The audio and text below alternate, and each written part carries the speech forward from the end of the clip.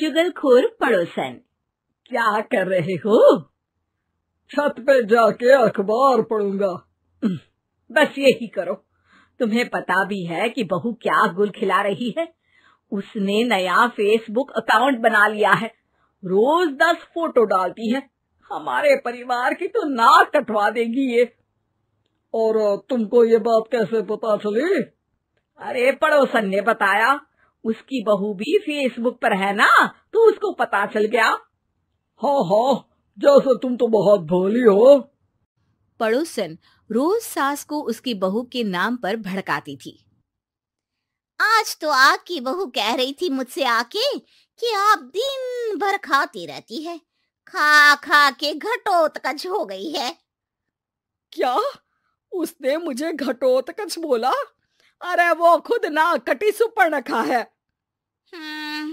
आप कह रही हो तो सही होगा, लेकिन आप उसको बताना मत कि मैं ये सारी खबरें आपको देती हूँ। शाम को जब बहू पड़ोसन के पास जाती है, आज तो तेरी सास तुझे सुपर्णखा कह रही थी, कल ताड़का भी कह देगी। पता नहीं इतनी अच्छी बहू मिली है, फिर भी वो तुझे राक्षसिनी क्यों समझती है? आप कितनी अच्छी हैं।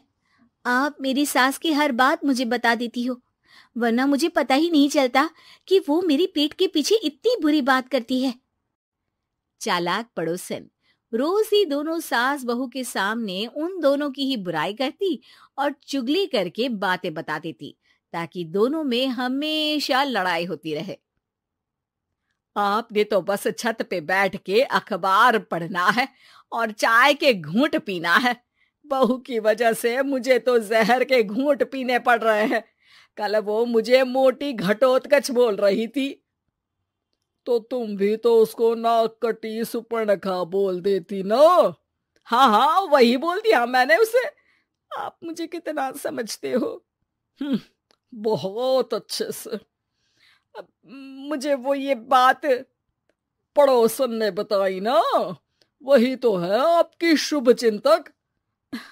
पर मैं इस बहू को ना सबक सिखा के ही रहूंगी। जरूर सिखाना चाहिए, पर आज तुम मेरे साथ शाम को छत पे बैठना, एक तरकीब बताऊंगा।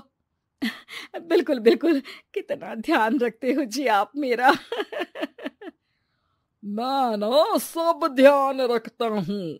शाम को जब सास और ससुर छत पर बैठे होते हैं कि यहाँ खड़ी हो जाओ, यहाँ से ना तुमको पता चल जाएगा कि बहू की अगली चाल क्या है। अच्छा, कैसे? सवाल मत पूछो, जैसा कह रहा हूँ वैसा करो। थोड़ी देर में ही छत पे बहू की आवाज आने लगती है। मेरी सास लायक ही नहीं है।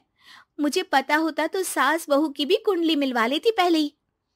तेरी सास तो मुझे भी पसंद नहीं है। मेरे पास जब भी आती है तेरी बुराई करती रहती है। कभी सुपर्णखा कहती है, कभी हिडिंबा कह के कामचोर भी बोलती है, अरे कभी कभी तो चुगलखोर भी बोल देती है। काश आप जैसी होती मेरी सास।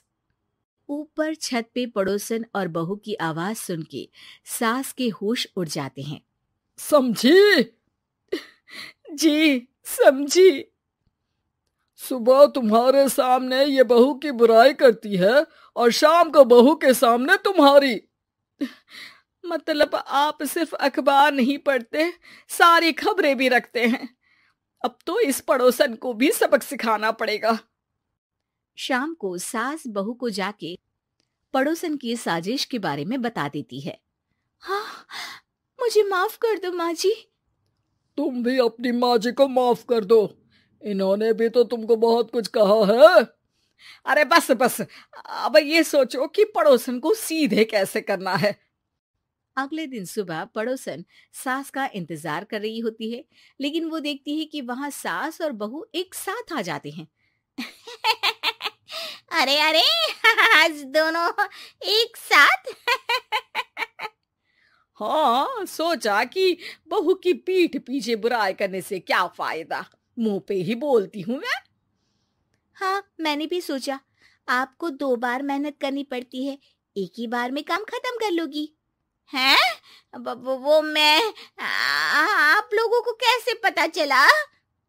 क्योंकि ऊपर वाला सब देख रहा है। पड़ोसन ऊपर देखती है, वहां ससुर खड़े होकर हंस रहे होते हैं। मतलब आप हमारी बातें सुन लेते थे? हाँ, सुन लेता था और मजे भी लेता था। आपको तो शकुनी होना चाहिए। क्या चाल खेली है आपने, एकदम सास बहू के सीरियल जैसी। तो बताओ पड़ोसन जी, मेरी बहू ने आपसे अब मेरे बारे में क्या बोला? यही बोला कि सास बहुत अच्छी है, बहुत ध्यान रखती है। अच्छा, और सास ने मेरी क्या बुराई की? नहीं ना की बुराई, हमेशा तारीफ करती है। भगवान सबको ऐसी सास दे।